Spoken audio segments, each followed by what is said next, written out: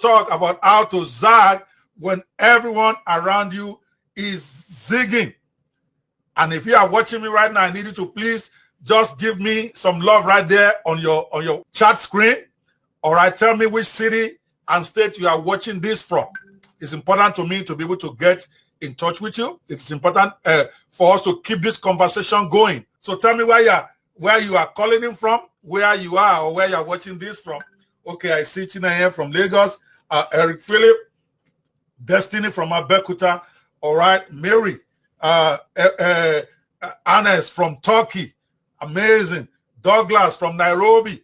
All right, great. We want this to be global. We want to talk today about how we can zag when everyone around us is zigging in the season of corona virus. But before I get into it hard today, I want to give you a special gift. If you are watching this for the first time, if you are seeing this for the first time, just download a free gift, okay, at the cyberembassy.org/gift. I have 3 of my best-selling books on Amazon that I'm giving away for free on that page. And believe me, whether you are born again or not, those books will bless you. One of them is called Overcoming the Gideon Complex, how you can actually overcome limitations in your life and fulfill your destiny. And that teaching transcends whatever religion you carry yourself under. It's a kingdom message that I believe you can benefit from. Another free gift that I have there is called The Blessings of Adversity. And mind you, these are books I wrote years ago that are still very relevant today. The Blessings of Adversity. Many of us always assume there is nothing good in adversity when we get it. And to hear many Christians, anytime they enter into adversity, they start losing and binding. They start casting. They start doing vigil. Meanwhile, maybe God sent them that adversity to be able to help them to get to another level. That's why, like I said, I'm not into doctrine. A lot of what we do in our churches today actually take us away from what Christ asked us to do. And I'm not here to call out anybody. I'm just making you understand. If you yourself are saying that everything works out for good for them that love God and are called according to his purpose, why are you casting out devil when you are in adversity? Why don't you try to think about this adversity as something God probably allowed for a very good reason? That book will help you through it. Whether you live in Turkey, you live in India, you live in Nigeria, it doesn't matter. It takes a holistic look at how to deal with adversities. So get it right now at the cyberembassy.org/gift, and you will be blessed real good. And of course, there's also a third book there. So I'm giving away 3 free books that I'm selling on Amazon for $47 each right now. You can download that just as a gift for watching this, my first broadcast on my personal page for the Cyber Embassy of Christ. Of course, we broadcast all the time on our group page that you can actually go and like. We have a Facebook page called facebook.com/the Cyber Embassy. And we also have a group page, okay, private group for those who have decided to be members of our church. We have over 500 people there right now. You can join just to see what this is all about. All right. It will surprise you that we are not about church as usual. So encourage our church now by going to facebook.com/the Cyber Embassy and liking the page. Be one of the 29,000 people that are already finding this our page very, very, very, very much of a blessing for them. We are not religious at all. When you hear me talk, you're going to know I'm not a religious person. I am a kingdom person. And you are going to love what you hear, regardless of the religion under which you fly. So go there right now and just give us some like. Okay, facebook.com/the Cyber Embassy. All right, that's just what I wanted to share before we go into the real talk for today. Right now, Corona more or less has taken over the world. It's taken over our world. Everybody is scared right now. Okay, everybody. Hold on a second. I just want to be sure this is okay. Okay, it's actually working. Sometimes you keep talking to yourself. You don't know that nobody is hearing you. Okay, so let me see that on my cell phone, so I can see as you guys are commenting. I see Prince Godfrey. Give us some love. Tell me the city and place where you are joining. Corona is taking over everywhere. It's like a joke. This thing started less than 3 months ago. It was like a joke in China. But right now, Practically the whole of America is on lockdown. Italy is on lockdown. A whole nation, Italy, is on lockdown. All right? Europe is on lockdown. Almost everywhere there is the fear of coronavirus. We see perfectly normal human beings fighting over toilet paper inside supermarkets. My whole house is full of supplies. Why? Because everybody is scared. I don't know what they're scared of. The time will come that we'll not be able to go out or what, I don't know. But everyone is scared. Schools are closed. Despite the fact that there is really no evidence that kids can catch this corona. But over the abundance of care, and I agree, we have to be careful. Schools are shut down. My kids are at home. I love it when I see them. Even my daughter that is in medical school, she's home now. We don't know for how long. Everyone is listening to negative report. There's so much scare everywhere. Churches are closed. Churches were not able to run services, most of them in the U.S. This past Sunday. Schools are closed. And if you think you live in a country where there is no corona right now that may not affect you, you might be in shock. It is coming. And if it doesn't come, it could be something else tomorrow. So it is important for you to understand how to zag when everyone around you is zigging in this season of coronavirus. And because I fly under the Christian banner, and because I believe that the Bible, whether you call yourself a Christian or not, is one of those, is a book that has been given to encourage us, to help us. Forget all those over religious people. When you read some of those stories in the Bible, you learn amazing lessons. When you listen to what Jesus had to say, you forget the Christians now. Because some people will tell us they don't even want to be a Christian because they look at us Christians. We are a terrible set of people. I get it. But listen, you still have a responsibility to be the best you can be for yourself. So I'm taking a passage from the book of Numbers, okay, chapter 13, because it is what I'm going to use to help us, all of us, to learn how we can zag when everybody around us is zigging. In case you don't know the story, okay, you don't really have to bother much. I'll just summarize it for you.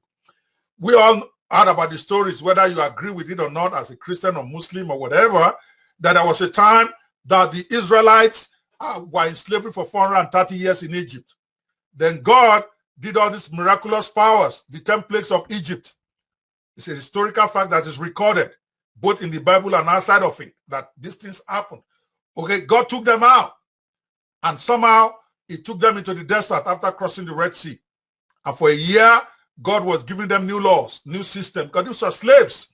They just left Egypt. They have no culture. They have a culture of enslavement. They have a culture of depending on other people to tell them what to do. So God had to reorientate their mind. So for 1 year, God took them into the desert and started giving them all those laws you see in Leviticus, in Numbers, Deuteronomy. He started telling them how to structure themselves socially. And incidentally, I ran across a passage in Leviticus the other day that actually more or less describes what to do in terms of isolation during an outbreak like Corona. It's uncanny. The Bible already made provisions how to deal with it, but that's not what this is about. Okay, because I want everybody to benefit from this, whether you are a Christian or Muslim. Too many of us have been disillusioned by church, so we don't even go to church anymore. Many of us have been disillusioned with men of God, so we don't want to have anything to do with church. So this is not about church. Even though this is from the Cyber Embassy of Christ and All Internet Church, we are only talking about how this will bless you. All right, so when after 1 year, God decided that the time is right for them to enter the promised land that he promised them. So he told Moses to send people into the promised land to go check it out, to see what the land is about, who are the protectors there, what kind of fruits they have, what kind of food they have. It's a whole different teaching about why would God even do that. God knows everything in Canaan, in that land. Why will he send Moses to go and do investigation? After God created them, if you happen to believe that God, if you don't believe God created us, I can't help you. But if you believe God created human beings, why would God go need Moses to go inspect the land that God wants to give them? I think God was trying to teach us a lesson there. There can be no possession without preparation. So all of you that are gathering night vigils and naming and claiming, you're on your own. You cannot claim. you cannot possess unless you prepare. God taught us that. Whether you are Muslim or Christian, in the book of Numbers, he himself sent Moses to go investigate, find out whether the land is good, who are the people guarding it, what kind of fruits do they have there, and all that before you invade. The fact that God has said you will live in houses you didn't build does not mean that the owners of the house will just give you the key without a fight. That is what many of us are missing in Christianity. We are gathering, doing night vigils, when we should be taking action and making preparations about how we are going to take over. Nobody's going to give you stuff. The fact that your pastor prophesied it does not mean it's going to happen without you doing your part. Do not be deceived. A man will reap exactly what he sowed. That's what the word says in every religion. I've checked that out. It is there in the Muslim religion. It is there in the Shinto religion. It is there in the Hindus. What a man will reap what he sows. So if you don't sow the seed of preparation, you can possess nothing. You can claim all you want, all those promises. I shall be the head and not be the tail. Unless you go to school or start a business, you can't be the head of anything. You can claim it all you want. But that's a side talk. I don't want to get us too distracted. We are talking about Corona. So Moses sent people to go investigate the land. And 12 of them, 12 leaders of Israel. Okay? The 12 people came back. All right? The 12 people came back after they have investigated the land. Like I said, there can be no possession without preparation. You can name it and claim it unless you go and come up with a business plan. You are not going to take it. Just accept. And don't deceive yourself. The way you always say, Muslim Christians always console themselves. Only God gives riches without sorrow, to console themselves. Who told you Bill Gates is a sad person? Who told you Warren Buffett has sorrow? He's probably happier than you are, because the word did say God is the only one that maketh rich without adding sorrow. It didn't say make Christians rich without sorrow. It's just a general statement. God makes rich without adding sorrow. So if you follow the principles laid down by Jesus particularly, because Jesus talked about all of this stuff, all right, you will get rich. You might not even accept Jesus. The law of the seed has got nothing to do with whether you accept Christ. You sow, you're going to reap. That's why when you sow corn, even though you're an idol worshiper, you reap corn. God did not say because you don't accept him, you're not going to reap your harvest of corn. So if you sow the seed, the Lord of the harvest will guarantee you your harvest without sorrow, because that has got nothing. Law of the seed time and harvest got nothing to do with whether you accept Jesus. Of course, if you don't accept him, you're also going to reap the rewards of eternal damnation. Law of the seed. Hey, if you say you don't want to know Jesus, you don't want to know God, then when you die, the reward for that you get.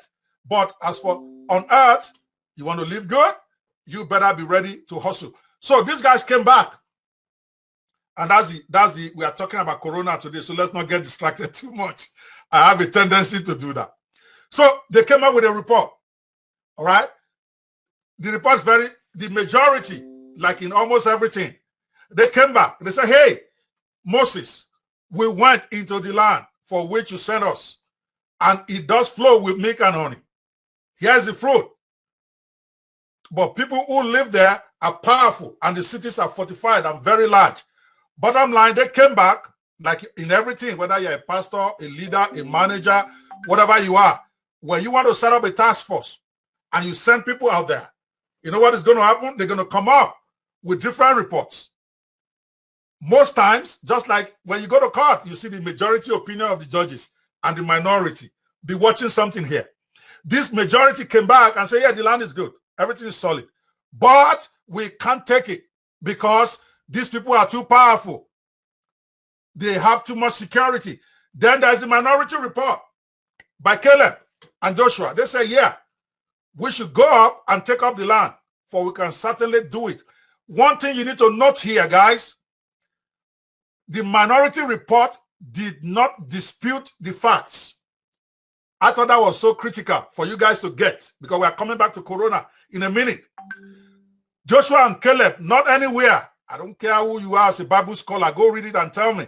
They never disputed that there were giants in the land. They never disputed that the place is well guarded. They never disputed any of the facts that the majority gave to Moses. The only thing that was different was their interpretation of those facts. So the majority did not lie. There really were giants there. There really was a fortified territory there. The land was good. Everybody agreed. But the majority said, this thing that we see, we interpret it to mean we cannot take the land. Joshua and Caleb came back and said, no, it don't matter what we are seeing. We can take this land because it is right. And you first notice something. The people, the majority, got it wrong first by claiming, by using the word but. They said the land is beautiful. Everything is solid. But we cannot take it. That word is one of the biggest destiny limiters out there. The minute to focus on the negative, the minute to focus on the but.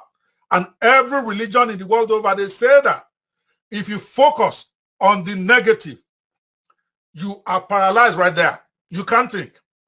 And that is what is happening with Corona right now. People who look at situations from the but angle, they never fulfill their purpose or amount for anything.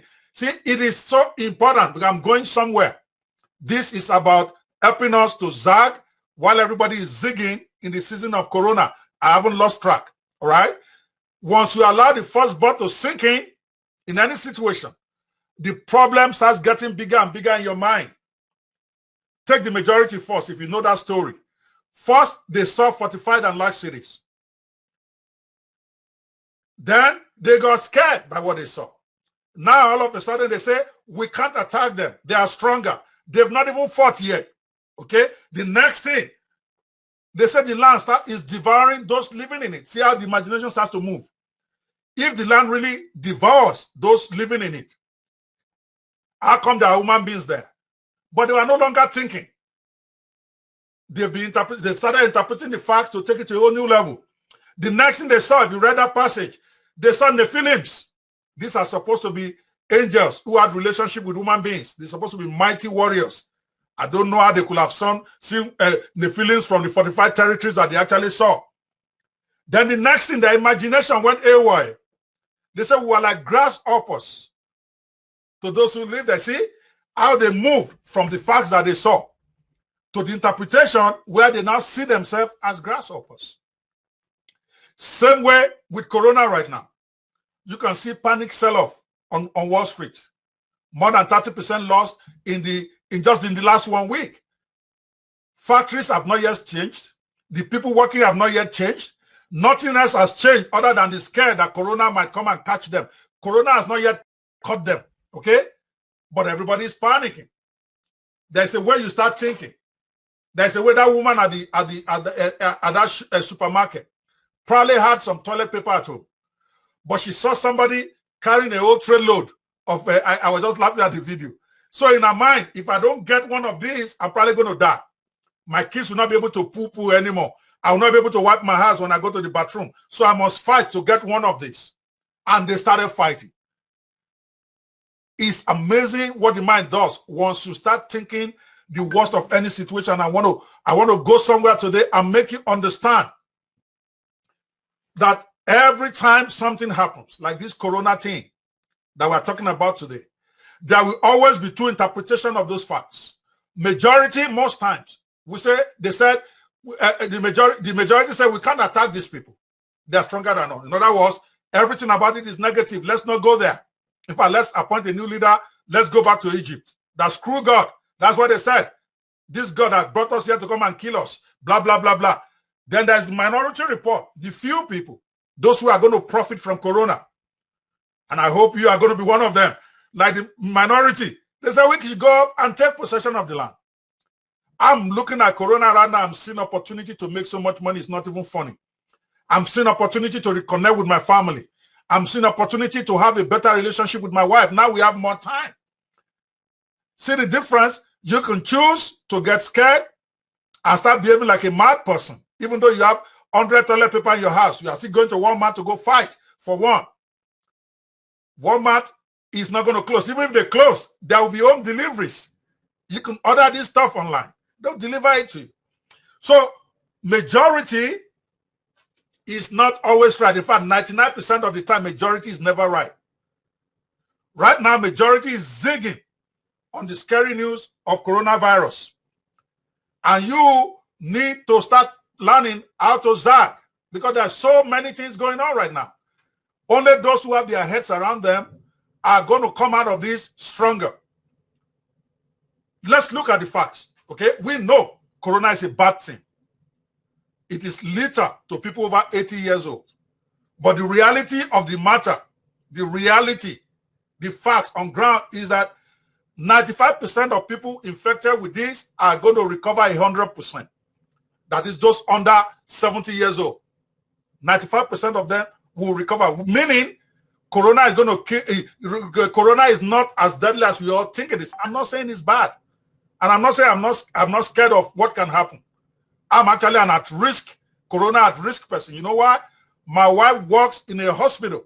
She's a nurse, and a hospital, Nebraska Medical Center, is actually where they carry the first set of corona people to for quarantine.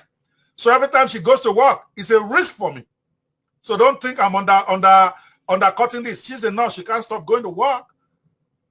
So they have this whole wing of quarantine, corona infected people, and she has to go to work and work 12 hours a day there. So I'm at risk. So don't think I'm trying to minimize this. But my point is, 95% of people are scared, though 95% of those infected will recover. Stocks have lost 30% of their value, despite the fact that nothing else has changed here. Yes, I know it's still going to change down the road. I get it. But the panic sale in 4 days, people are scared about their children. They don't want their children to go to school anymore. Why? Because despite the fact on ground, it's saying that children are the most secure where this is concerned. Even when children get it, they don't even get symptoms. Of course, they can infect their parents. I can understand why they're asking them to stay at home. I get all of that. But what I always tell people, if a simple coronavirus can paralyze nations like this, let me throw in a little bit of my faith into this so that you got to start thinking. What will God do? Imagine what God can do with sinners, or what they say, sinners in the hands of an angry God. Should this be an opportunity for you to start rethinking your life right now? That what if this thing gets you? Because it can get you. You are not immune.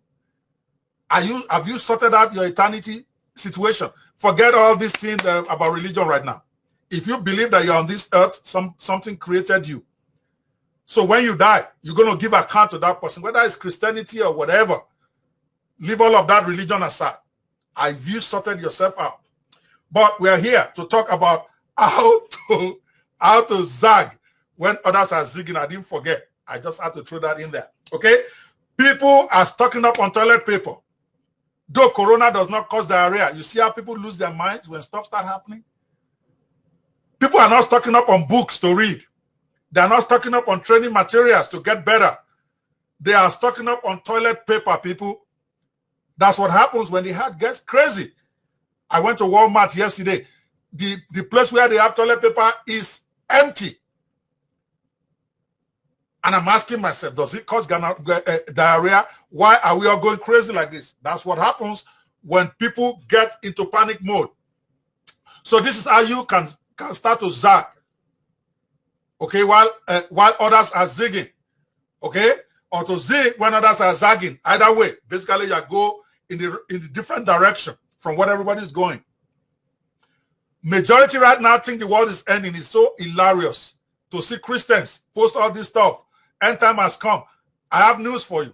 No, Jesus is not coming soon. I'm not saying that flippantly. I know for a fact that Jesus is not coming soon. I know Christians don't like to hear that. Because Jesus himself said it. He said there'll be wars. There'll be rumors of war. There'll be pestilence. There'll be rumors of pestilence and all that. But he also said the end has not yet come. I don't know where Christians are reading their own Bible. All of a sudden, they are now thinking that rapture is about to happen. No, it's not about to happen. Paul taught the same thing 2,000 years ago. We are still here. So Jesus is not coming anytime soon. You know why? Jesus said there'll be wars and there'll be rumors of war. There'll be pestilence. There'll be all of that stuff. But the end has not yet come. He told us when the end will come. He said the end will not come until this kingdom, until this message of the kingdom has been shared all over the world. Christians need to start thinking about that. Because the message of the kingdom is not being shared across the world. We are still at the elementary level of give your life to Christ. We are still at the elementary level of the message of the good news of Christ. But we are not yet taking up the good news that Jesus preached. Two different things, people. The gospel of Christ and the gospel that Jesus Christ preached. Two different messages. And we have to preach both. One is about the good news of Christ, the reconciliator. The Savior is here. Obviously, you can't even begin to talk kingdom unless you are reconciled with Jesus first. That's the good news of Jesus Christ, which 95% of the churches are still doing every Sunday. The second good news is that the kingdom that Jesus promised is right here, right now. Jesus himself did not preach born again. I challenge all the scholars out there. He only mentioned it one time to Nicodemus in the middle of the night. The rest of his ministry, he talked about the kingdom of God right here. The kingdom of God is like, he gave us precepts. And he told these people when he was leaving, go into the world and teach them about this kingdom. So I know Christ is not coming anytime soon because the churches have not yet even gotten the message yet. They are still on verse 1, at least most of us. Dr. Miles Monroe spent his whole life trying to get us to get into the kingdom message. Some called him heretic. Some said he was setting up a cult. Some called him all sorts of names. But I believe he got it. Now, I'm not claiming I have all the answers. So I'm just saying that's what I believe. You can agree with me. You can choose to disagree. There are two gospels. The gospel of Jesus Christ and the gospel that Jesus Christ preached. They are not exactly the same. One leads to the other. You cannot even begin to understand the gospel Jesus Christ preached if you don't even understand the gospel of Jesus Christ himself, because Jesus is the key to get into the kingdom. Jesus brought the kingdom. So Jesus is not the kingdom. You guys got to get it. Jesus is the way to get into the kingdom. But Jesus himself is not the kingdom. He brought the kingdom for us. So if we spend 2,000 years still teaching people how to become born again, and then we are expecting that Jesus will come tomorrow, we are delaying him until we teach the message of the kingdom to the whole world. Then the end will come. That's what Jesus said. But that's just to put your mind at risk where I'm going here. So majority think the world is ending. I happen to think the world is just starting. That's why I'm bringing out the Cyber Embassy of Christ right now. It's an all-internet church. Many of you who are my friends don't even know that this church has been going on since January. We have 29,000 followers on Facebook. We have 540 committed members. Right now, we have 200 workers that I'm training using Facebook. We don't have a building. We are never going to have a building. We're not going to have anything physical. Our church is 100% online. We do Bible study. We do fellowship. We do service on Sunday.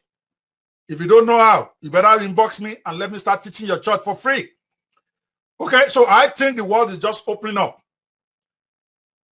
Many are thinking the days are wasted right now. But I'm thinking, no, it's not wasted. Now you have more time with your family. Many of us don't even spend 1 hour with our children. My kids are in medical school. The other one is in engineering school. I hardly ever see them. Now, all of a sudden, Corona has forced everybody to come home. Now I can see Michael 24/7 for the next 2 weeks to 4 weeks. My daughter that is in medical school is here. Why can't I begin to bond better? When we went on vacation, we had great time. We played games. I'm able to see the mind of my children. So rather than seeing this as a wasted day, I'm beginning to see this as an opportunity to bond with my kids. Are you flowing with me now? That is zagging when others are zigging. Many are fearing that the death is coming now. But I'm thinking maybe God just gave you another opportunity to think about your ways. Because you may not get an opportunity. Some people just go in an accident and they die. They don't have opportunity to rethink their life. Right now, rather than you thinking death is outside your house, maybe you should be thinking God is giving me another opportunity to rethink my ways. If I die today, do I have a good account to give to my Creator? Have I settled my affairs right? Do I even have a will? I'm talking about everything about your life right now. Maybe this is an opportunity. We've seen very rich people who died without having will for their children, and they're still fighting for 20 years. One of the most prominent Nigerian lawyers, okay, his children are still fighting for his will till today, and he died more than 20 years ago. So rather than seeing it as a wasted time, see it as an opportunity. Maybe that book you have wanted to write for a long time, that business plan that you never had time. Maybe this corona is your God-sent opportunity to stay home and get it done. See the mindset? Many people see this corona thing as a major disaster for their business. Because if you run a physical business where people can no longer come into your store, okay, they've closed most businesses right now in the US. People are in their houses crying. But rather than seeing it as negative, instead of following the majority report, why don't you think minority? Why don't you zag? Why everybody is zigging? Maybe this is an opportunity for you to develop alternative, diversify your business. You have been telling yourself, I'm going to get my online shop going. You've been saying it for 1 year. You don't have opportunity to do it. You are too busy running up and down. Now you have been forced to stay home. Maybe you need to start a whole new line of business. If you're a real estate agent, if you're a travel agent, or you work in the cruise industry, you know your industry is dying. Even after corona goes, people are still going to be scared of being in crowded places. I go to the cruise every year.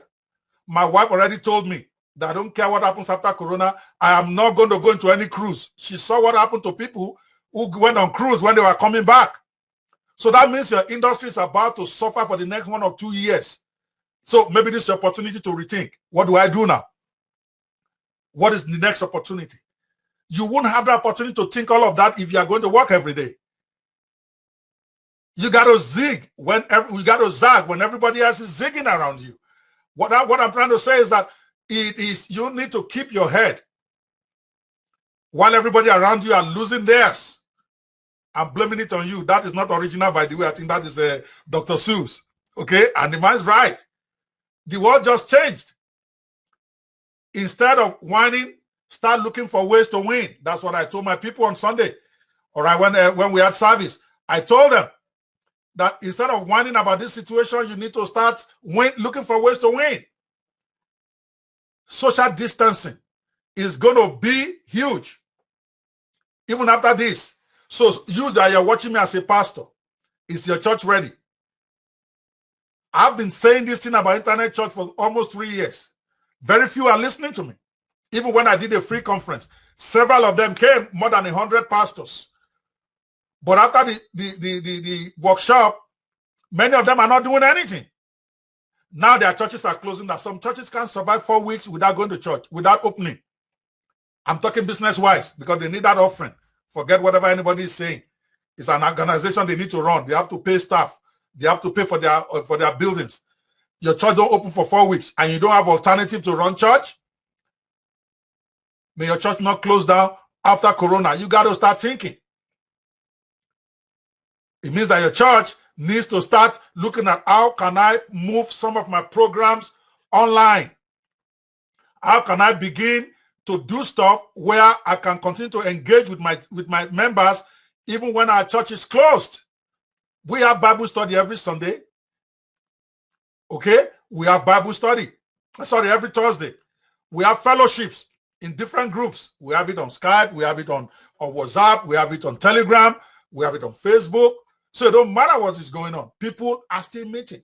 And the internet is easy for you to do that. Let me give something to pastors and workers, church workers watching this right now. All right. I put together a 3-day conference. Right? And it is free. So don't think that Pastor O is trying to get money from you now. My own assignment in life is to help you do your job better as a church. Because that is the banner under which I fly. Okay? So we are putting together a conference, a 3-day conference beginning next week, Monday. For 3 days, I'm going to cover different areas on how you can use the internet to maximize So how you can maximize the internet for the Great Commission. We're going to be talking about how you can run live services online. I'm not talking about broadcasting your church service live to the internet. I'm talking about how you can actually do a made for the internet service. Our church here in Omaha, okay, it's a church that has over, I think, 4,000 or 5,000 members. We were all forced to do some church service, the physical church I used to attend. And it was beautiful. Almost 1,000 people were there because now they are figuring it out. If you don't know what to do, okay, so if you don't know what to do as a church, as a pastor, as a worker, I encourage you, register yourself and your workers for this conference. It's an online conference, 3 days, 10 a.m. to 4 p.m. New York time. I am going to train every day on how you can run your church on the internet so that you can begin to have a more credible online presence. I'm not saying you have to close your physical churches. Physical churches will never die. There are some people that need to be in that physical environment. I get it. But you're diversifying. You are getting more people online. You are getting more first-time visitors using the internet. You are discipling your people better on the internet. You are getting more funding on the internet. It will amaze you the kind of money you can get if you do your work well as a church and you are representing people well. Register right now, netevangelismconference.com. It's a free conference. There is only seat for 100 people because we are using an online conferencing app, and the one I signed up for can only take 100 people live. So you need to register now to reserve your own seat here. That is my own contribution for helping the Christian community, organizations, and people who want to continue to do their mission on the internet. We are going to also be organizing a Kingdom Netpreneur conference about teaching Christians how to generate income online, particularly when the roads are closed. People are doing business. I'm doing business right now. My business is actually increasing. The more people stay at home, the more they can go out, the more people are listening to what I have to do on the internet, and you can also be part of that. You have to learn how to zig, how to zag when everybody is zigging. When you understand how to zag when everybody is zigging, it can make a big difference in your life, in your mission, in your career, in your business, regardless of what you are involved with. So you need to understand how to think that way. I mean, I learned that phrase from Arthur Anderson way back in 1989 or 1990, when one of our teachers, her name was Bisilami Kora. She's married, I can't remember her current name now. But she used that phrase when she was teaching us. We were rookies then in Arthur Anderson. She said, number one thing you have to learn as a good consultant, you have to learn how to zag when everybody is zigging, and it's stuck in my brain. And then I had it again from Randy Gage, like 10, 15 years later, when I was doing network marketing. He used the phrase and I freaked out. He said, you have to learn to zag when everybody is zigging. And that has conditioned my life, everything I do. And you need to get that phrase into your brain. Majority is always, most times, never right. That's why we have leaders who are not the best in our societies ruling us. Majority voted for them. The fact is, two people can observe the same data and come to different conclusions, and you need to always be aware of that. I know you know that, but are you in the moment every time about that? The majority spies and the minority, they saw the same country, the same cities, the same roads, the same grapes. They even brought samples back. They saw the same cattle. They saw the same battle formations, but they came to different conclusions in the way they interpreted the data.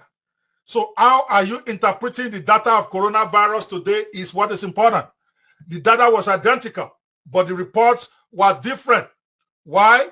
It is what I call the power of perspective.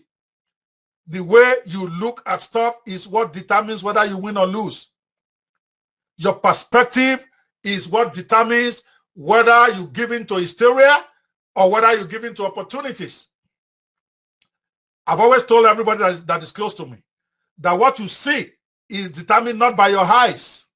Your eye is just a place to give you data. What you really see is your interpretation of the data. You need to hear that again. What you see is determined not really by your eyes, but by how you interpreted the data. That's why somebody can look at the same object and say it's blue. Another one can look at it and say it's yellow. Another person can see hold up traffic and say traffic in Nigeria, for instance, is impossible. It's a waste of time and keep railing against the government. Another person can see it as an opportunity to sell to people who are stuck in hold up. The same data, different interpretation. When traffic started getting serious in Nigeria, some people started investing in pure water because they know people are stuck in traffic, in heat, they will want to drink. So rather than whining about bad traffic, they were investing money in pure water. You can see two Christians right now looking at this corona. Some of them are saying end of church. Our church is about to die. Jesus is about to show up. Jesus the Temabo. Others are seeing opportunity for their church to grow.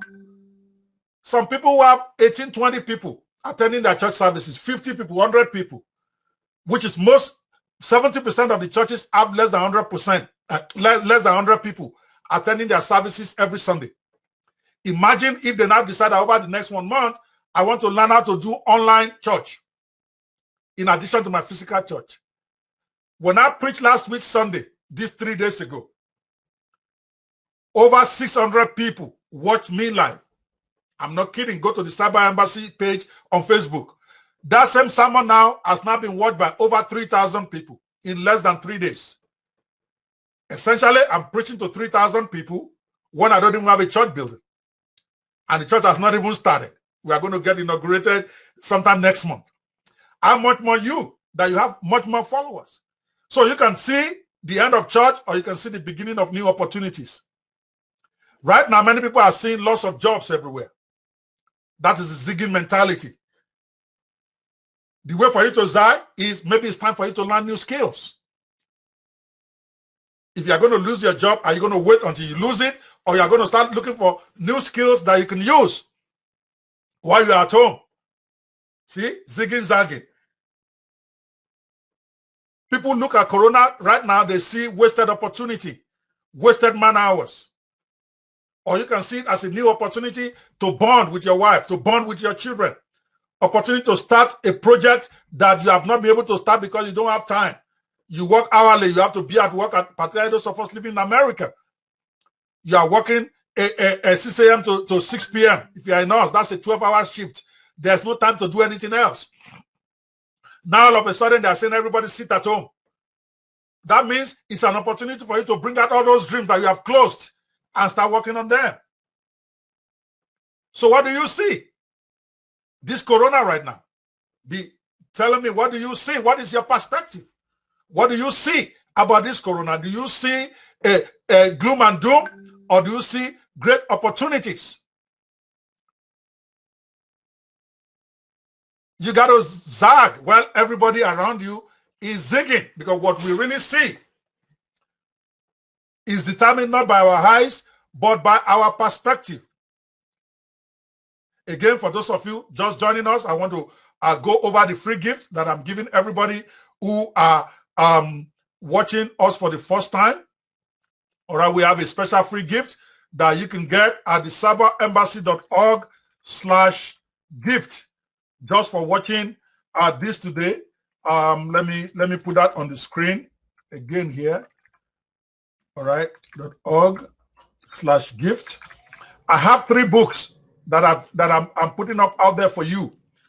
Okay, that I believe will be a tremendous blessing to every one of you who are watching this right now.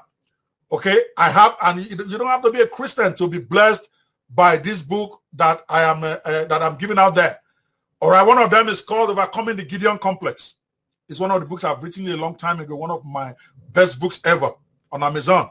That book will teach you how to overcome your personal limitations and fulfill your destiny, whatever it is that God has purposed you for. Whether you're a Christian, Muslim, or unbeliever, please go download it. Another book there is The Blessings of Adversity. Again, I wrote it a while back. Too many of us, we only see devil in everything around us. Even though we ourselves say devil has no power. So if devil has no power, where is all this power coming from? If all power belongs to God, why are you crediting devil for negative stuff that happened to you? We are not thinking. Many of us as Christians, we don't think. We just quote because some pastor said it or because there's a passage in the Bible, we quote it out of context. If devil had no power, where did he get the power to put you in the situation that you are in? There's nothing that devil does that God did not permit. Once you come to realization of that and you embrace that, and you also know that whatever happens to you, what the plans of God for you are plans of good, not of evil, to bring you to an expected end. So when you get into a negative situation, you have to understand that it didn't happen to you behind God. God permitted it. Maybe you violated one of his laws of the seed. It's an opportunity for you to know what is the expected end that God wants to put me. I always explain this like all of us who say, oh, everything I'm going to do, God already decided. No, God didn't decide for you what you are going to do here. You have free will. But God is smart enough because he's the one that created you. Before you make your move, he already anticipated where you're going. And then he's recalibrating you.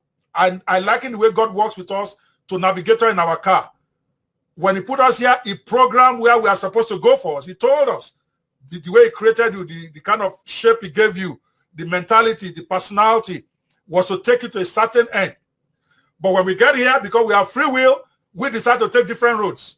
But every time you take a different road that will take you away from your destiny, God recalibrates your navigator. Remember your car, when you get off the road to where the navigator is directing you, it will say recalculating, recalculating. Then the next thing you know, it gives you another route to still get to that destination that you are going. Same way with God. He's never surprised. When you make your move, God makes his own move to still help you to get to where you need to go. The problem is many of us, we keep turning off the road, the navigation that God gave us. We keep making the wrong turns, even though the navigation says keep going for 10 miles. We take a detour at mile 2.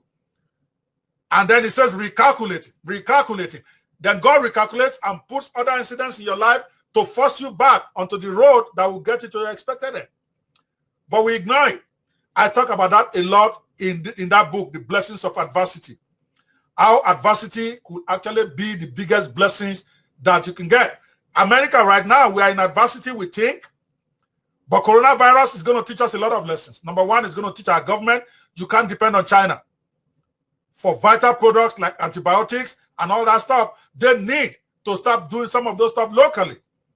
Because China is threatening right now, they're not going to sell us antibiotics with some of this stuff going on, from what I hear. That's a good, because why should a country depend on another one for vital supplies? Blessings of adversity.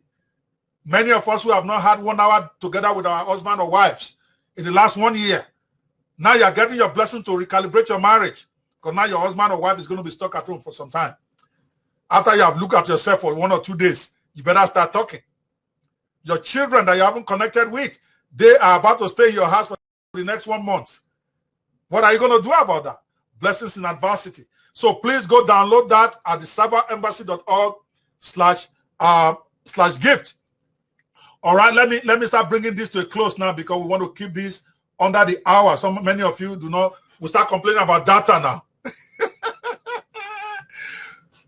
Be wary of the majority. When the majority is zigging, you should be zagging. So here's the mindset of the winner. Let me quickly go through that. That help the minority to have a good perspective in a time of difficulty. All right, and you want to put these 4 mindsets in your mind. You want to make sure, if you have to make a note, because every time you refer to it, it will help you to zag when everybody around you are zigging. So let's look at the 4 mindsets as we start bringing this to a close now. The 4 mindsets that allow Caleb and Joshua to zag when the majority around them are zigging. And you can use that in the season of Corona for yourself. Number one thing that I noticed from that incident is that Caleb and Joshua valued their inheritance more than the fear of going to go take it. See, when you value something more than the pain of going to go take it, you're going to not let that adversity affect you. While others saw trouble, they saw exactly what God had promised, a land flowing with milk and honey. Go and look at chapter 14, verse 8 for reference there. So the question then is, how much do you value your inheritance? How much do you value your business? How much do you value your family? You can't keep doing doom and gloom.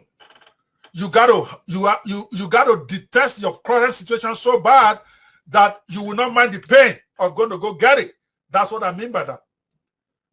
The reason why you are stuck in your mediocrity or in not achieving what you purpose in your mind is that you are too afraid of the pain of going to go get what you really belong to you. Your pastor has prophesied on your life. God has even spoken to you personally. You yourself, you have seen it. But the pain of going to go get your inheritance is what has limited you.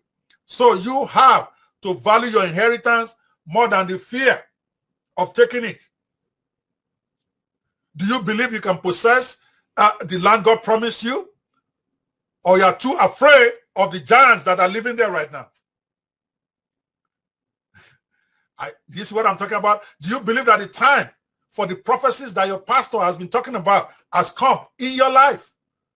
Or you are looking too much at the fear of the problem of going to take it? Do you believe the time has come for you to be what you can be, for that idea? Or do you see giants? You see the difficulties. That's number one. Number two, stay on this number one just for reference.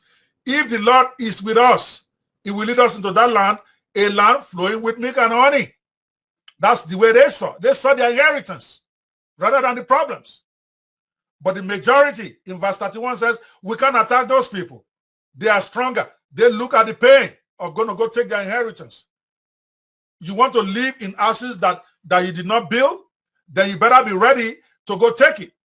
I remember the crash of real estate. Let me just divert a bit on that.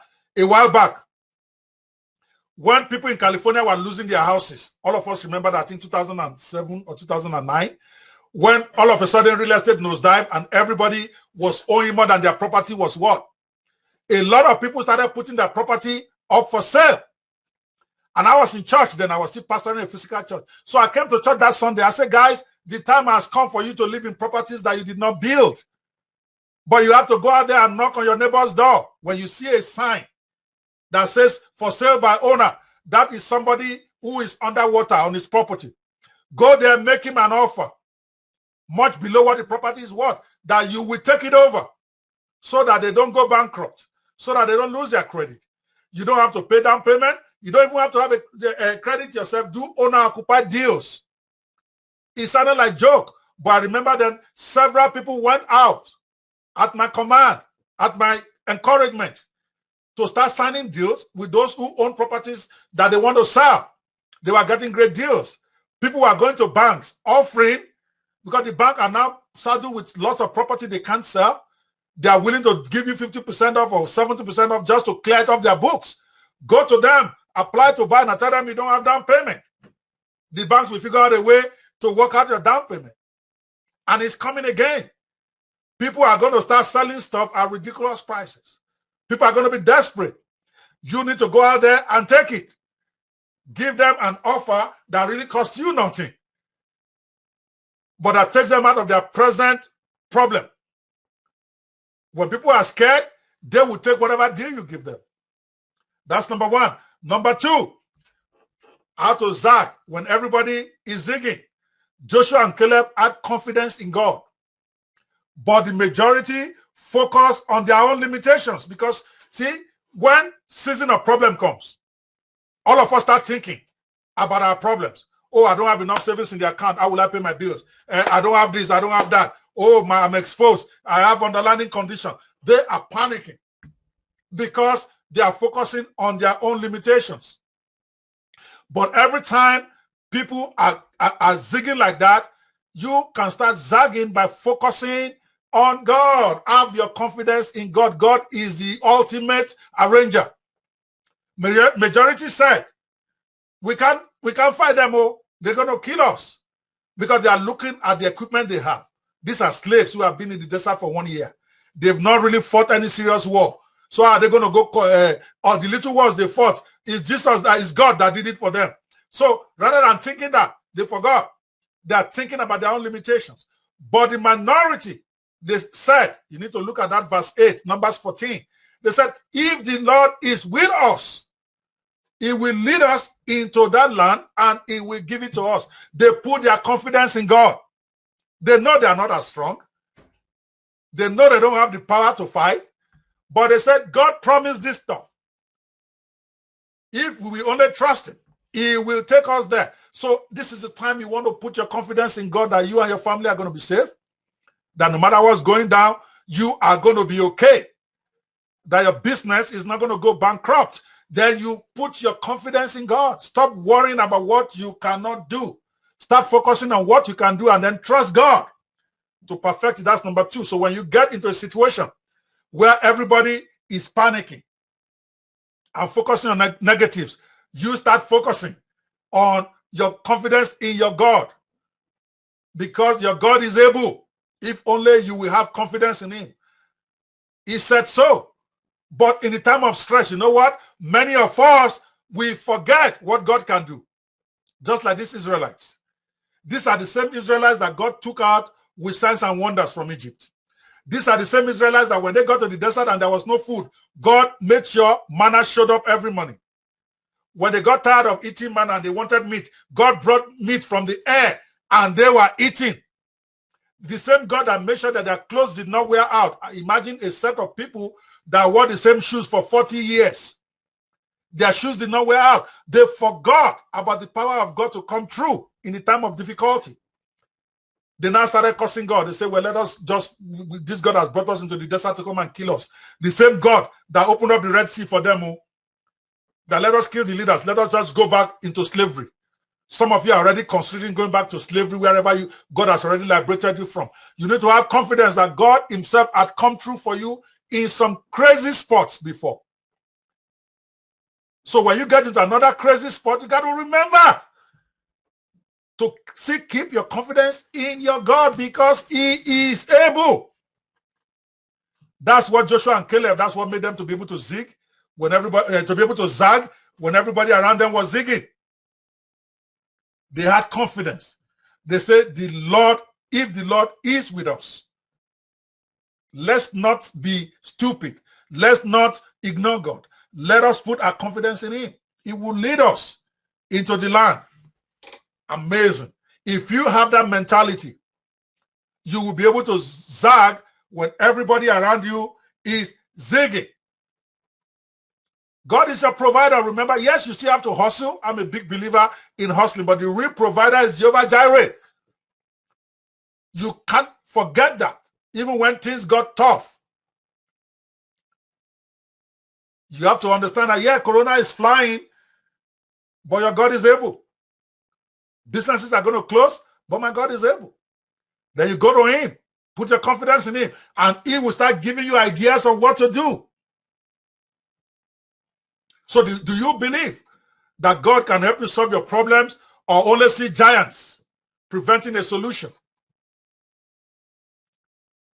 That is the question. That's how you begin to zig, begin to zag when those around you are zigging. The minority said, if the Lord is with us, we will take them down.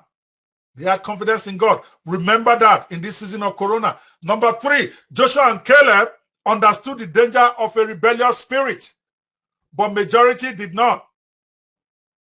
I'm just sorry for all those Christians that are passing out stupid texts and saying that the end has come for America. No, the end has not come for America. America will continue to try. 200 and something million people. Less than 2,000 cases of Corona. That is good. Yeah, we know some people have died. That's bad. But for what it could have been, you can't reject God. In your situation, you can't say God has now come to come and kill you. The same God that has preserved you. Many of us, when we get into problems, the first thing we want to do is just move away from our God. And I'm not talking religion here. I'm talking about you walking in confidence that your God is going to help you. I've been there before when some things happened to me. I didn't go to church for a year. I remember when I left my job in Nigeria, this dope media thing that everybody talks about. I see I haven't really addressed that. But I knew how much it affected my faith to see what people had to say about me. For 1 year, I did not go to church. But that was one of the most stupid things I ever did. Because you can't rebel against God. That's what majority do when they get into a problem. You have to guard against it. Men will always disappoint you. Your closest ones are the ones that will start that rumor even. In my own case, it's my closest people. Some members of my family who should know better. But they are not God, so you can't judge God by what people did. Joshua and Caleb understood that.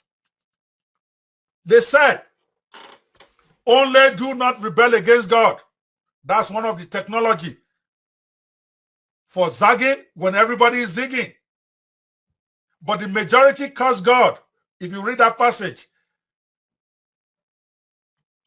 they said, no, this God has brought us here to kill us. They rebelled.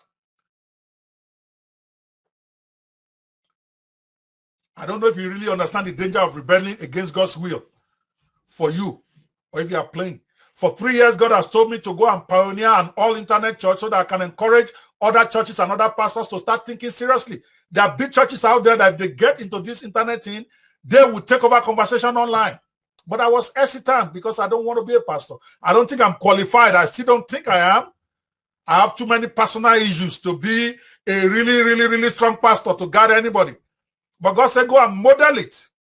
When you model it, whether it's 3 months, whether it's 6 months, whether it's 1 year, you can do. Others will get encouraged. Many people will put money there. Many people will start doing their own version of internet churches. For 3 years, I ignored the call until December 2019 when I went to Nigeria. And one young boy told me that, Pastor, you are here teaching us how to do this internet thing. Why don't you go model one? And before he spoke, I had already gotten that feeling in my heart. I got to say, if we don't do this, we're going to get somebody else. So I chose not to rebel against God despite knowing my limitations. I don't even want to be addressed as a pastor because I know I'm very limited. But it is what it is. I got to go. That's where I'm going with the Cyber Embassy of Christ.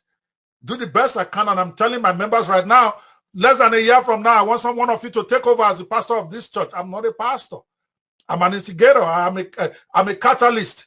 My job is to go teach other pastors how to do this stuff. So the same way with you. Many of you are rebelling against God in your assignment now because somebody hurt you. Because of your personal limitations. Because of what people will say. I know what people will say about me when they say Pastor O is starting a church. Some are going to say he wants to make money online. Some are going to talk all sorts of stuff. They're going to say, oh, that one that used to have girlfriend. They're going to say all sorts of stuff. I know. But it's not going to stop me. I'm still going to do what I can do. Same way with you. You can't let your negatives stop you from fulfilling your destiny. Every one of us has got a role to play. Some roles are 1 month. Some roles are 1 year. Some are forever. But you got to play your role for the kingdom of God to come on this earth. Jesus Christ already brought the kingdom with himself as the key to enter the kingdom. We are in the kingdom. We should experience the fullness of it. You can choose to do God's will immediately, or you can wait until he throws you into the water like Jonah, or maybe blinds you like Paul. You can choose. Because the navigator, remember that thing that I said about navigator? When you miss it, God will recalibrate you. When you miss it, he recalibrate you, still take you to the same expected end. But if you keep insisting on going off track, sometimes to recalibrate you, he might have to arrest you at home, like Corona. He may have to blind you. He may have to make some people around you die. I'm not kidding. A lot of stuff is going to be sorted out about America right now. I'm not a socialist. I'm a capitalist to the core, guys. But Bernie Sanders, that I don't think I will ever vote for him because his policies are crazy. And I'm not talking politics, and I'm talking myself personally. But the man has been talking something very important. He's been saying every American should have medical. That discussion, we are going to have it in the wake of this Corona. Now I'm hearing everybody can go test without having insurance. Now I'm hearing that if you're sick, you're at home, they should pay you if you can't go to Corona. Is that not free medical by force?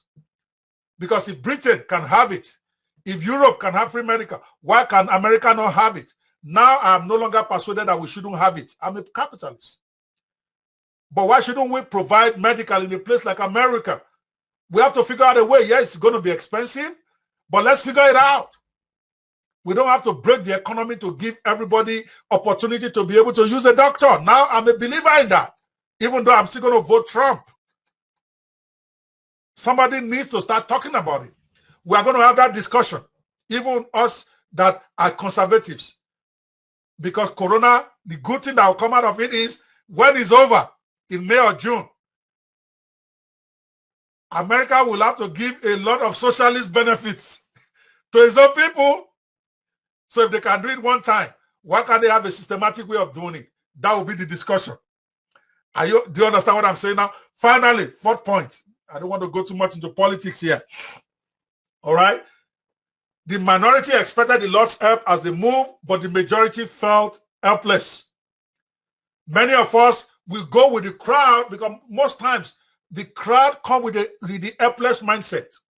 No, it's over. We are going to die.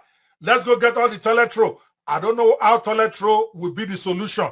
If you can, if there's a problem, if you are dying, is it how you are going to wipe your hands that is your problem? Excuse my language. Is that the most important problem in your life at that point? When they see water flowing. But that's how people think. They think it's over. They feel they're helpless. But those who are smart, those who want to zag, when everybody is zigging, they will expect that God will come through somehow. Because his job is not to destroy us. They will work as if God himself is going to show up at this critical time. They expect him to show up. The minority, for instance, look at their mindset. They said their protection is gone. Now they are interpreting, they haven't seen anything yet. Remember, all they saw was bad roads. All they saw was fortified territories. All they saw was that these people are strong. Those are the facts. But the majority and the minority interpreted it differently. The majority interpreted it that we cannot take that land. They're going to kill us. In fact, we are grasshoppers. The minority, on the other hand, said, no. In spite of what we are looking at, the just shall live by faith. What you see is not the reality, people. It is the way you interpret what you see. Joshua and Caleb say, as we are looking at these people, their protection is gone, but the Lord is with us. Let's not be afraid of them. Can you imagine that mindset? Is the way you interpret your what you see that determines whether you get a confidence to go take it. Sometimes you think an enemy is so formidable and you're afraid to fight him.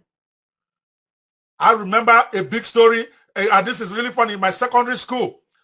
His name is Sikiro Olubogma. I don't know if he's watching this now. He may not even remember the fight. I used to intimidate everybody in my secondary school then. My mouth was so strong. Everybody is afraid to fight me because I am just a talker. Before you even think of fighting the way I'm raking, before you'll be scared. But this guy, his name is Sikiro Olubogma, my friend. So one day I was just raking. The boy just looked at me like this. That this man, that he was bigger than me. Obviously stronger, but I've intimidated them for years. The boy was looking at me as I was saying, I will finish you if you even get up from there. The boy just got up calmly and gave me one blow in my solar plexus. Just one. I didn't know how blow used to be until that time. I was gasping for breath. I could not breathe. For like 2 minutes, I was on the floor, gasping like a fish. One blow. That's how my meat as a strong guy disappeared. All of a sudden, people see that this boy cannot fight. Whatever. True story. I can never forget the guy. Because his name is Sikiro Olubogma, my very good friend. So my point was that for months and years, I've been telling them, everybody has believed I'm stronger than I was. Until one guy stepped up and gave me a serious blow. Then everybody realized that it's OJ. Same thing happened in David and Goliath. For 30 days, David and Goliath was intimidating everybody.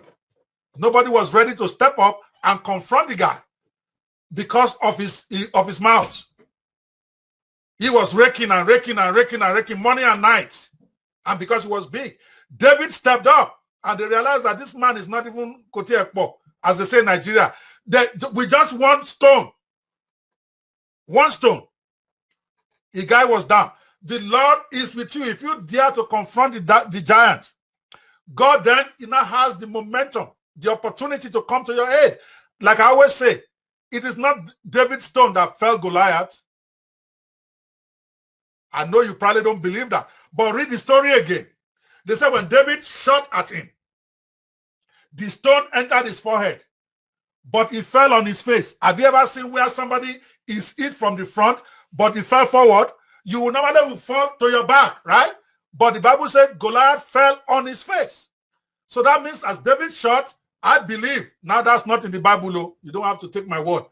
I believe that as David confronted him and shot, all the holy angels just hit the man together. Boom, from the back. And it was on his face. But my point, though, is that you need to understand that if you are strong, if you believe that God will come through, he will come through. Do you only talk about the Lord is my shepherd? But when you see a little cat, you are running up and down. Do you really believe that God is your present help in times of trouble? You have been cutting it for years. But now you are scared to death of corona. You call yourself a man of faith, a woman of faith.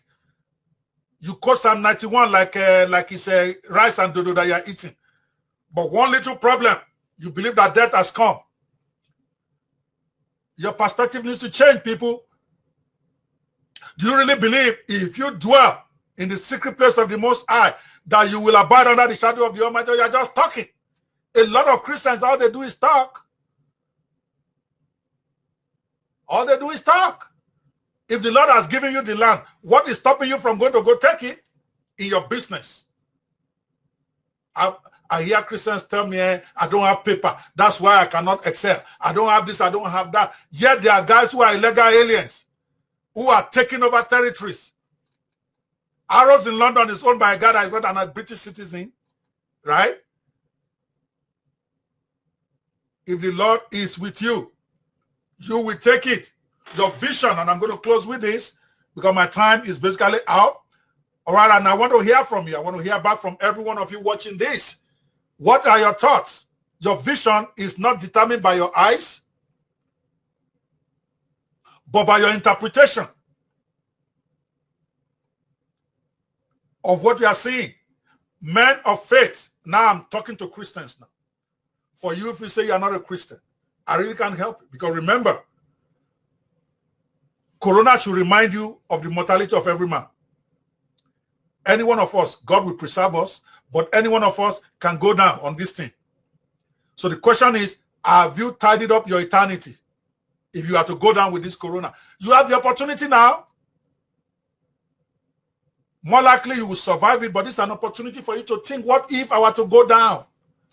What am I going to tell my maker? And start making arrangements to do that reconciliation thing? Sir, because you're going to give account unless you believe you descended from apes and that there's no God, in which case I can't help you because the fool said there is no God. So if you're not a fool and you believe there is a God, then that means when you die, there's going to be an accounting. Have you sorted it out? Because you're still busy saying there is all these Christians are idiots, that you're not going to give your life to Christ. You're busy arguing doctrine. Forget doctrine now. Talk about yourself. But let's come back here. Men of faith are gathered by what the way they interpret. They are not guided by what they see. They are guided by their interpretation, by their vision. By faith, Noah, when warned about things to come, in holy fear, built an ark to save his family. By faith, that's what faith is. I always say, faith is not a feeling. Faith is not an emotion. Faith is something you do. A lot of us in Christianity, we deceive ourselves. We say we have strong faith. Every time I hear a man of God says, I'm a strong man of faith, I just laugh. None of us have any faith. We are just trying hard. Because the Bible did say, if your faith is as small as a mustard seed, you can say to this mountain, be ye cast and go into the sea, and it will obey you. How many men of God do you know that have cast any mountain into the sea? Even one small stone. I've not been able to do that. So it'd be stupid of me to be saying I have strong faith. I try to have faith. We are still trying. We don't have any yet. Because faith is not an emotion. Faith is not a feeling. Faith is something that you do. By faith, Abraham, when called to go to a land, a place he would later inherit as inheritance, he obeyed and went, even though he did not see it. Are you guys flowing with me here? He went, even though he had what he saw before his eyes was barren land. Strong people are guided by vision, not what they see with their eyes. What you see is just data. What you see is just information. How you interpret the information is what is making the difference between what is in your bank account and what you are eating. What do you see? You have to ask yourself all these funny questions as you go home today. Do you really believe God can help you to start that ministry to bless the body of Christ? Or do you see the giants of time or ability or personal problems? I was seeing giants with the Cyber Embassy of Christ for years. 2017 is when I believe God has given me the vision to start an all-internet church. But I didn't want to start it. I said that before. I was scared. Number one, I didn't want to be a pastor. Number two, I didn't think I was qualified. I still don't think I'm qualified to tell any other woman being out to run their life. That's a tough thing. I'm still trying to figure out God. I'm still trying to figure out this Christianity. So who gave me right to go be telling people this is what Christianity is? But I realize that is focusing on the giants. Focusing on those who will criticize me is focusing on giants. But if I go in the strength that I have, God can begin to raise people that are even bigger than me to take over this ministry. And in January this year, 2 months ago, we started. 29,000 followers, 540 members on Facebook group, in our personal Facebook group. Some churches don't have 540 members. I have 200 workers who have volunteered to be part of the workers of the church. And we are moving forward. For me, it might be only 3 months that I can do this. I know I get distracted easily. But the thing is that God has started a movement. Now I'm consulting for churches on how they can do made-for-internet programs. Not just starting doing live broadcasts of their church services, but where they can do made-for-internet vigil prayer, made-for-internet counseling sessions, made-for-internet evangelism team. You might think it's not possible. It's already happening. We don't have a physical church, but we counsel people every week. We don't have a physical church. We do Bible study every week. We don't have a physical church. We do service every week. All right? So to make sure that those who are interested, I'm going to show this again, get an opportunity to learn. As I'm rounding down, I'm putting together, because first, the work of God, before we even go to making money. I'm going to do that for Christians who want to learn how to exploit the internet. But for now, I'm organizing a 3-day conference starting on Monday for pastors, ministers, church workers, how they can maximize the internet for the Great Commission. Because if your church is closed down, does not mean the Great Commission has to stop. But how do you do that? How do you do fellowship online? How do you do Bible study where everybody will participate well? How do you do church service that will be beneficial to people? How do you raise offering online? How do you get your messages out there in a way that will be a blessing to the world?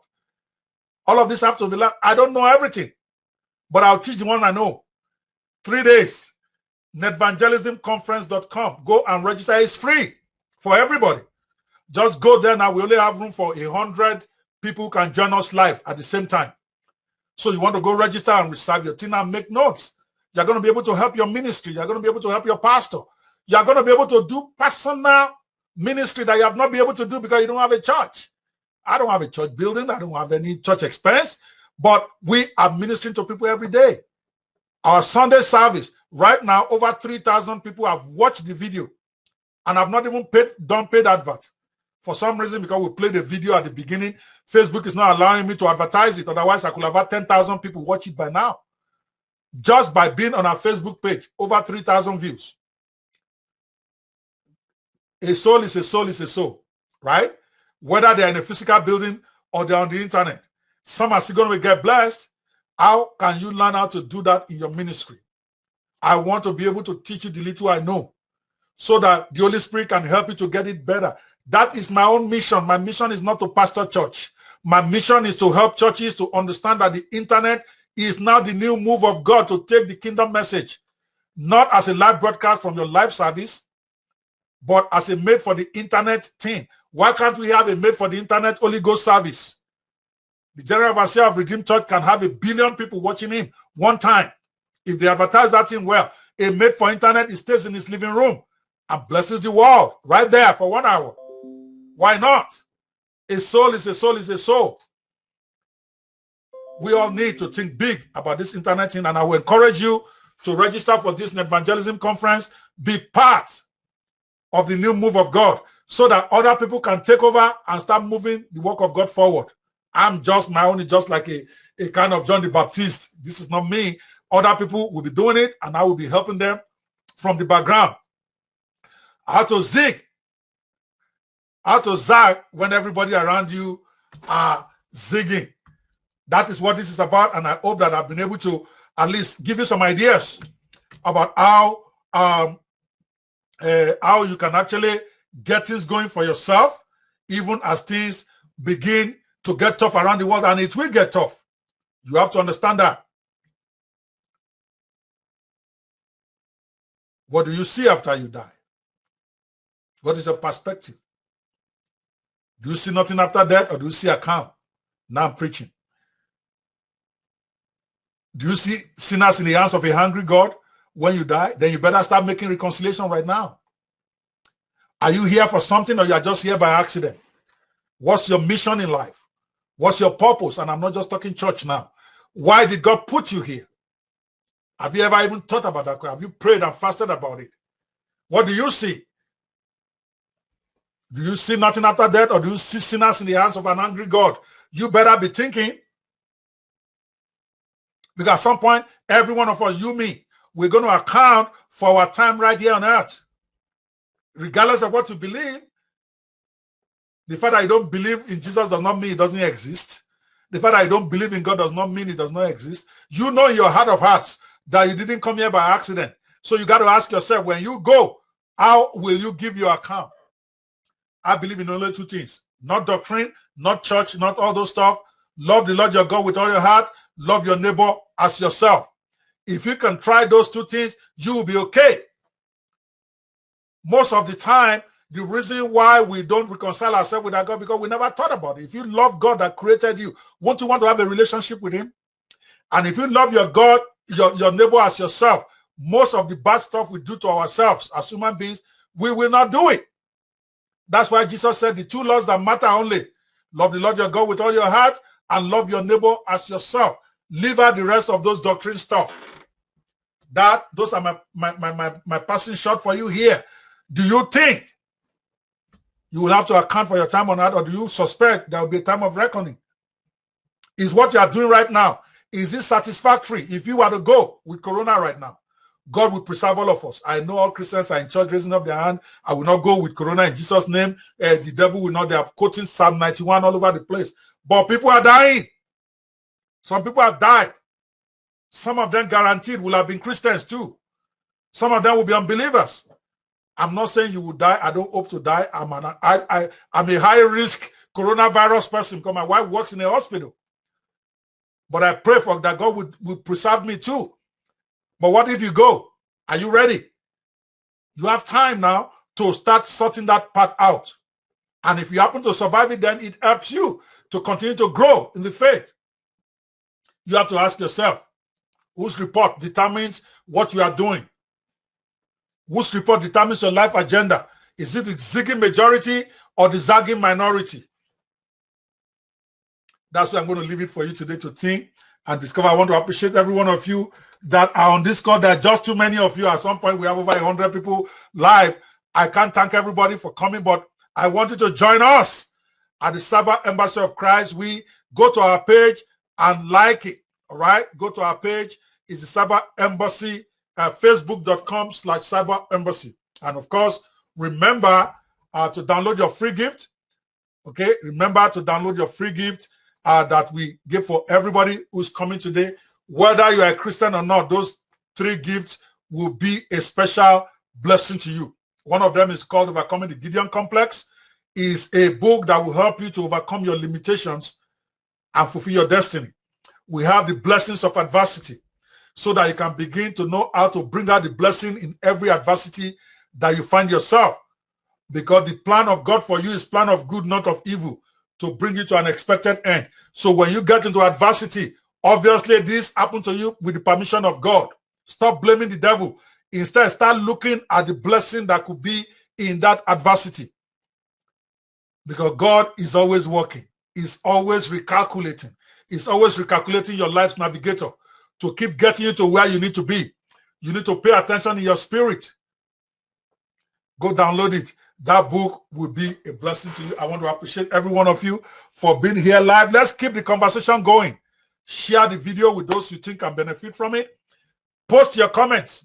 I will continue to respond even after this live broadcast is over. Let's keep the conversation going. Let us all begin to learn how to